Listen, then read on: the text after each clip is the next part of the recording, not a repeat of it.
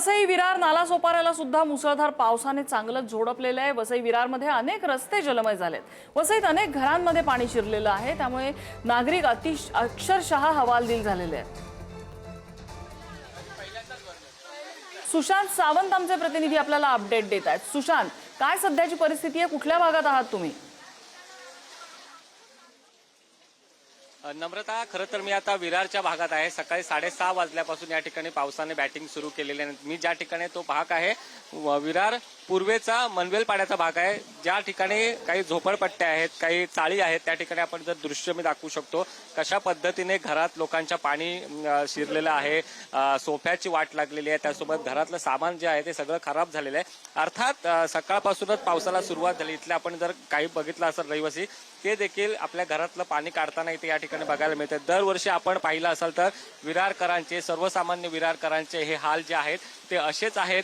जवळपास गुडघाभर पाण्यात ही माणसं जी आहेत ती सकाळपासून इथे राहत आहेत आणि अशा पद्धतीने त्यांच्या घरातलं सगळं नुकसान झालंय। कधीपासून पाणी साचलंय? सकाळी 8 वाजता सकाळी। दरवर्षी पाणी साचतं? नाही, यावर्षी साठले पाणी। या बिल्डरच्या या नाकर्तेपणामुळे हा जो आम्हाला प्रॉब्लेम आलेला आहे। त्यांनी काय केलं, त्यांनी तिकडे पाठीमागे भिंत काढली आणि भिंत बांधली, पण अर्धवट भिंत ठेवली, कारण आम्हाला नाक त्रास देण्यासाठी, कारण त्याला ही चाळ त्याला डेव्हलपसाठी पाहिजे, पण आम्हाला ती द्यायची नव्हती। त्याच्यामुळे तो आम्हाला अडून धरलेला आहे। तो त्यांना आपण विचारणार आहोत का कधी सकाळी किती वाजल्यापासून पाणी साचलं? 8 वाजल्यापासून इथे पाणी आहे। आम्ही त्याला बिल्डरला फोन केलेला की तुम्ही बाबा या इथे आणि तुम्ही ती बघून घ्या, कारण आज 30 वर्ष आम्ही इथे राहतो, पण ह्या इथे केव्हाही पाणी एवढं भरलेलं नव्हतं। आता ही जागा जी आहे ती बिल्डर दयानंद पाटील आणि हे कोण हार्दिक पाटील या लोकांची आहे, पण त्यांनी एकाने त्यांचा माणूसही कोणी येऊन गेला नाही। आम्ही त्यांना 3 ते 4 वेळा फोन केलेला, परंतु आज ते आलेले नाहीत। नगरसेवक असतील स्थानिक नगरसेवक ते पण येऊन गेले, जे म्हणजे सगळे विरोधक नविरोधक सगळे येऊन गेले। फक्त जो बिल्डर आहे त्या बिल्डरांना आम्ही 4 वेळा कॉल केला, त्यांनी एकाने इकडे फेरी मारलेली नाहीये आणि आता आम्ही काम करण्यासाठी तिथे गेलो त्या प्लॉटवर, आम्हाला काम पण करून दिलेलं नाहीये। आज एवढी ती लोक दादागिरी करायला लागली। आज एवढी आमचे आर्थिक नुकसान झाले। मी स्वतः एक अंगणवाडी सेविका आहे, मी इथे अंगणवाडी घेते, माझ्या अंगणवाडीची पण तेवढीच नुकसानी झालेली आहे। आता इथे प्रशासनाने आमच्याकडे, महानगरपालिकेने आणि प्रशासनाने आमच्याकडे लक्ष द्यावे, कारण कसं माहितीये, ही 30 वर्ष झाली आम्ही इथे राहतोय। 30 वर्षात कधीच पहिल्यांदाच हे जाणून बुजून बिल्डरने केलेलं काम आहे। खरं तर ही मी दृश्य दाखवतो कशा पद्धतीने ही जे चाळ आहे त्या चाळीत पाणी साचलेलं आहे।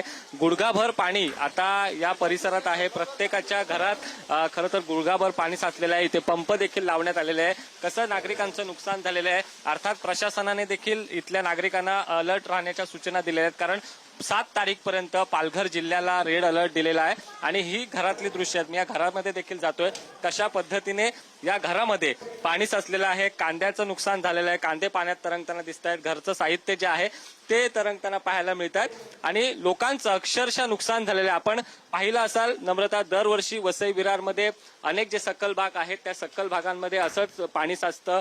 पालिका प्रशासन असेल किंवा इथले राज्यकर्ते आहेत ते एकमेकांवर बोट दाखवण्याची कामं करतात, मात्र ही वसई विरारमधील सर्वसामान्यांची ही व्यथा आहे।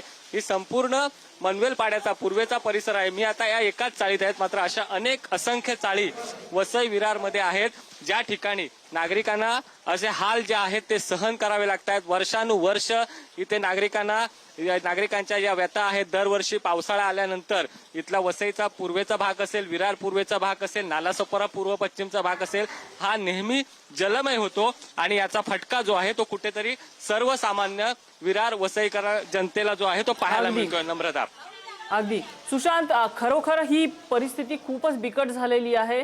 लवकरात लवकर ही परिस्थिती सुधारण्यासाठी यंत्रणांनी इथे येणं गरजेचं आहे। सुशांत, धन्यवाद या सगळ्या माहितीबद्दल।